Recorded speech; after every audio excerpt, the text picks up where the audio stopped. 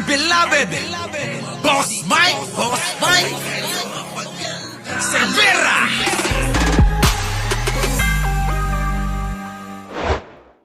Po ninyo yun? 11 billion pesos.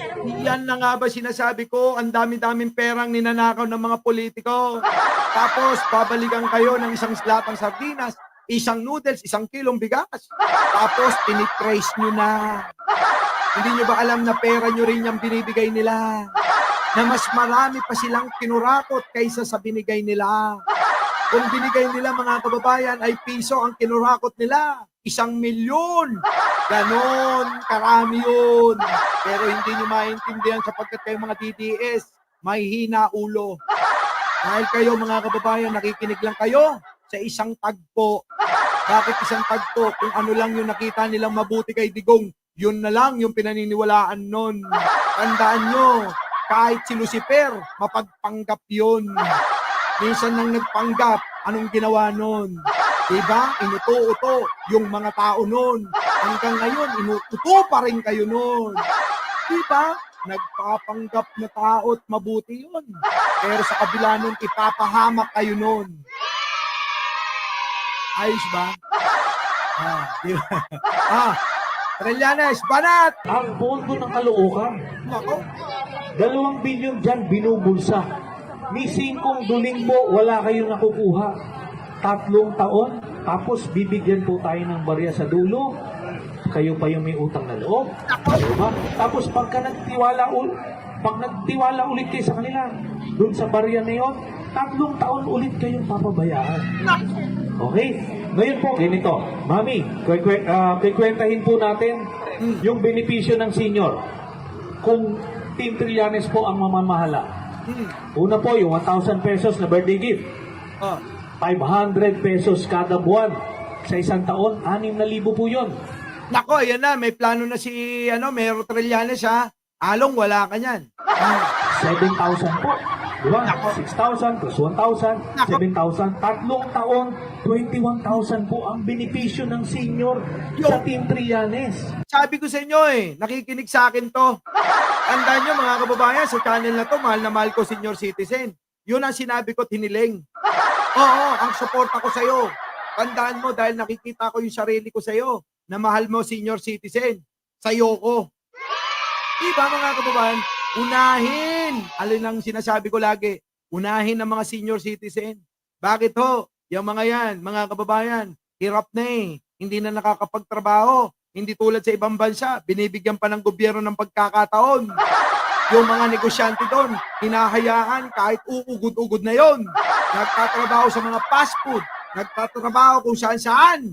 Nakikita niyo sila, mga kababayan, yung mga matatanda doon. Pero sa atin, mga kababayan, yung mga negosyante rito, palibasa, maraming mga wala pang trabaho. Mga kababayan, pinipili huwag kayong magalala. Isa pang termino ng mga Marcos, matutupad natin yan. Ang inaayos kayo ni Pangulong Bongbong yung mga inutang ni Digong. Kita nyo mga kababayan? Sana lang sa susunod na eleksyon. Diba? Ako na lang ang iboto nyo bilang Pangulo. Nakikinig sa akin to Parehas kami ng damdamin, mahal namin ang senior citizen. Tandaan nyo. Senior citizen ang una. Ikalawa, yung mga mag-aaral. Dapat yan, yung mga walang pampaaral, sagot na ng LGU yan. Ginawa mo ba yan, Along? Bakit maraming tambay nagra-rugby dyan sa may Avenida? Pati doon, saan? Sa footbridge, dyan sa may Sangandaan. Kitang-kita. Hindi mo pa magagawa ng paraan yan? Sabi ni Trillanes, sabi ko kay Mayor Trillanes, pag naging mayor ka na, pwede ba lahat ng tulay, tauhan mo, magbabantay, 24 oras sila? Pinturahan ng maganda, hindi kulay orange Pinturahan ng maayos para presentable naman, mawili yung mga nagiging turista. Para nang sa ganon, mga kababayan, yung mga tulay na yan, nababantayan ng 24 oras, malaya yung mga tao dyan. Dahil dyan marami mga kababayan hinuhold up. Sa tagal ng mga malapitan, hindi na solusyonan. Kaya pinipilit ko kay Trillanes. Sabi ko, Mayor, ikaw na magiging mayor ng Caloocan. Sana naman, ganito gawin mo dyan. Dahil nakikita ko at na babalitaan ko sa mga tauhan. Ay, mga tauhan ko mismo nagiging biktima dyan. Pero inyo mga kababayan, yung mga footbridge dyan, ang dami dyan. Isang tao lang, salitan, relyevo, 24 oras, may babantay. Diba? Eh ang kaso nangyayari mga kababayan, ginagawan CR. Kita nyo mga kababayan, ang ganda-ganda ng proyekto ng gobyerno, pero binababoy nila. Kung babantayan yan, mga kababayan, 24 oras, magiging malinis at masaya ang mga taga-Caloocan. Tama si Mayor Trillanes. Oo, tuloy yan. Ngayon kung pagpapalit po natin yan sa 500 o 1,000, parang dehadong-dehado po tayo. Okay? Ngayon po, nangyari na po yan. Alam niyo po yung milagro sa Pasig. Kilala niyo po ba si Vico Soto? Oh, kita nyo, kaibigan namin yan. Sa mga taga Pasig, huwag nyo kakalimutan. Ang iboto nyo, yung pare-parehas kaming gwapo. Kung iboboto nyo, binoto nyo si Vico, binoto nyo si Trillanes, sa susunod ako. Ha? Pwede ba yan? Sa susunod ako. Eh para lahat ng manunungkulan sa gobyerno, pare-parehas gwapo. Di ba? Tuloy. Si Vico Soto naghangad ng pagbabago sa Pasig. Correct. Yung kalaban niya, 3 dekadang hawak yung Pasig, hindi nagseserbisyo, namimili lang ng boto. Kita nyo, namimili ng boto. Along, namimili ba kayo? Baka naman, namimili kayo dyan ha. Tigil nyo na yan. Masayang lang pera nyo. Kasi yung mga tao ngayon, hindi na kayo iboboto. Bakit? Ang gagawin nila, tatanggapin na lang pera nyo, pero si Trillanes iboboto. Masakit sa kalooban yun. Tandaan nyo. Kaya baka lalong magkasakit ka nyan. Diba? Tuloy. Gumastos ng 1 bilyon pambili ng boto ng mga taga-Pasig. Nako. Pero ang sabi ho ng mga taga-Pasig, ayaw na namin, gusto na namin ng pagbabago, kinuha nila yung pera, binoto nila si Vico Soto. Yun, ganun dapat! Sinusuhol sa inyo, tanggapin nyo. Tapos ngayon mga kababayan, iba iboto nyo. Halimbawa lang, si Along, namili ng boto sa inyo, tanggapin nyo. Pero sa balota, tandaan nyo pangalan, Trillanes, ang nagpakulong kay Digong. Ha? Kita nyo mga kababayan ko, ibang klase, ano? Tuloy. Hindi po sila nagsisi. Kasi ngayon, kung kayo po ay taga-Pasig, kaliwat kanan ang benepisyo matatamasan ninyo. Dapat ganun. Benepisyo ng mamayan lagi ang unahin. Tandaan nyo mga kababayan ko, napakahirap na ngayon humanap ng isang maglilingkod na tapat at totoong mahal ang taong bayan. At higit sa lahat, gwapo. Oo. Kadalasan mga kababayan, binuboto nyo noon. Akala nyo basta pangit, maglilingkod ng tapat. Baliktad na ho ngayon. Ang mga gwapo na ang maglilingkod ng tapat. Diba? Alam nyo na. Yung ayuda ho, kinakatok pa hinahatid sa bahay.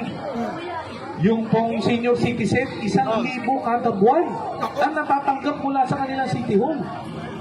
Tapos kung senior po ay mau-ospital, kompleto yung ospital, tapos ni piso wala akong babayaran. Kita nyo? Yun pong mga Kaso yung ospital nila, mayor walang doktor, walang nurse, walang gamot. Anong klaseng ospital yan? Biruin nyo, mag-i-import pa sa kabilang bayan. Biruin mo, naghihingalo ka na, tinakbo ka sa ospital sa Caloocan. Mag-aantay ka pa ng doktor, manggagaling sa Valenzuela, manggagaling sa Nabota, manggagaling sa Malabon. Saka naman, online na lang, online. Yung doktor nila, online. Check upin ka, titignan lang yung mata mo sa camera. Jing Caliso, thank you naman. Hello. estudyante nila ini-enroll na sa pribadong eskwelahan. Meron pang allowance. Yun, dapat ganun. Alam nyo, gusto ko yan. Oo, kasi ganito ho yan. Bakit po gusto na unahin ang estudyante at mga senior citizen? Kasi po, sila yung walang kakayanan. Oo, may magulang. Pero dapat nating tignan yung mga tao na walang kakayanan na dapat inuuna. Di po ba? Hindi tulad ni Digong. Ang inuna niya, yung mga mayayaman na drug lord at naging kanegosyo niya sa pagnanakaw ng pera.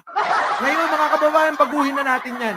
Sa panahon ng bagong Pilipinas, tandaan nyo, ang unahin, mga estudyante at mga senior citizen. Yung mga nasa middle, ang edad, yung mga yan, kaya na nila magtrabaho. Huwag kayong tatamad-tamad. Kailangan kayo ng gobyerno. Yung sipag ninyo, tulong nyo sa ekonomiya ng Pilipinas yun. Yung mga matatanda, wala na. Naghihintay na lang ng iaabot nyo. Yung mga estudyante, ano magagawa nun? Kung talagang likas na kulang. Dahil yung mga magulang, sobrang sipag ng mag-jack and poy tuwing gabi. Ayun, yung naging anak, naging 1, 2, 3, 4, 5, 6, 7, 8, 9, 10, 12. O, kita nyo, siyang dosena. Ano nila bubuhayin yan? Oo, tama. Na hindi natin kasalanan kung sila'y gumawa ng napakaraming anak niyan. Pero tandaan nyo mga kababayan, bilang nasasakupan ng bagong Pilipinas, obligasyon ng gobyerno yan! Diba? Eh di sana tinuruan nyo na mag-control. Tinuturuan nyo pero kulang yung implementasyon. Sana lang mga kababayan, Delia, sa Coco, thank you naman. Diba? Sana naman. Ganun ang gawin nyo. Unahin natin sa lungsod ng Caloocan sapagkat kung Valenzuela, maayos na. Oy, sa Valenzuela maayos na. Konting gaya na lang. Kita nyo naman ang Makati. Ay, Makati ang Pasig. Diba? Ang Makati, maayos din. O, konti na lang, isa-isa. Caloocan na lang, natitira. Aba, mga taga-Caloocan, gumising na kayo, ha? Kapag hindi nyo pa inuntog yung mga ulo nyo, nako, hindi kayo magigising basta-basta. Diba? Sige, ito na, tuloy. Tapos, saan damakmak ang trabaho sa Pasig? Ganun po ang pagkalinga ng City Hall sa kanyang mamamayan kung ang mayor po ay hindi nangungurakot. Correct. At yan po ang gagawin ng Team Trillanes dito po sa Caloocan at hindi pa. Okay po ba sa inyo yun? Siyempre. So ito na po, ito na po ang pagkakataon. Sana po wag na natin palagpasin mga Barangay 166. Ito na po, magdesisyon na tayo, kagaya ng taga-Pasig, pagbabago na. Okay po? Pwede na po ba talagang mabura na sa puso't isipan ng Barangay 166 sa mga orange? Yes! Ano ba ipapalit natin? Blue! Oh, di ba? O kaya mga kababayan blue na ang ipapalit natin. Our beloved Boss Mike Cervera.